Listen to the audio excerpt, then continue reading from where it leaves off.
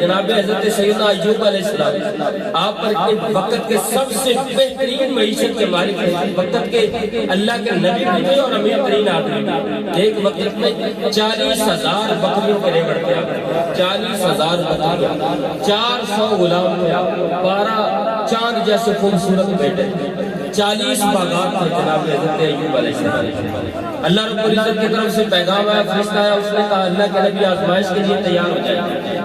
کہا جے سونا میرے دکھ میں چلا دی تھے، میں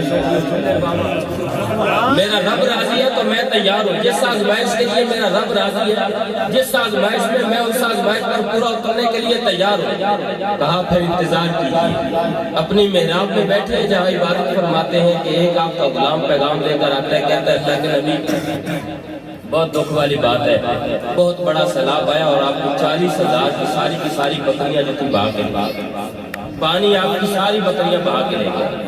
دوسرا ہے، اس نے کہا جناب ابھی وقت زیادہ نہیں گزرا، 6 مہینے سال یا 2 سال کا وقفہ نہیں۔ دوسرا آپ کا غلام تھوڑے ہی عرصے کے بعد، تھوڑی دیر کے بعد، چند لمحوں کے بعد آتا ہے اور کہتا ہے کہ اللہ کے نبی بہت دکھ بھری بات ہے۔ کہا کیا ہوا؟ کہا بہت تیز آندھی آئی اور 40 کے 40 باغات کا ہر پودا اکھیڑ کے لے گئے، کچھ نہیں بچا۔ اور پھر اتنی بڑی صدمے والی خبر آئی کہ جس کو سن کر بھی کلیجہ منہ آتا ہے۔ تیسرا غلام آیا تو اس نے کہا جناب ایوب علیہ السلام، اے اللہ کے نبی بہت بڑی صدمے والی بات ہے۔ کہا کیا ہوا؟ کیا ہوا؟ آپ کون سی آزمائش ہے؟ اس نے کہا کہ جناب آپ کے 12 کے 12 بیٹے جو بڑھاپے کا سہارا بننے والے تھے، 12 بیٹے آپ کے کسی کے ہاں مہمان گئے تھے اور جس کمرے کے اندر بیٹھے تھے اس کی چھت گری اور 12 کے 12 شہید ہو گئے۔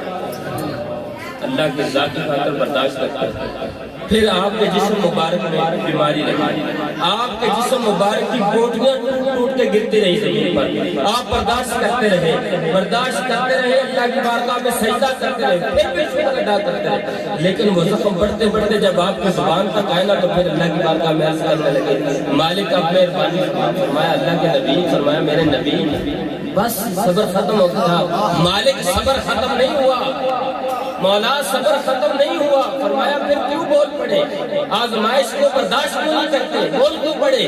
عرض کرنے لگے مالک اس لیے کہ اب زخم زبان تک پہنچ گئے، میں ڈر رہا ہوں اگر میری زبان کو زخم لگ گیا تو تیرا نام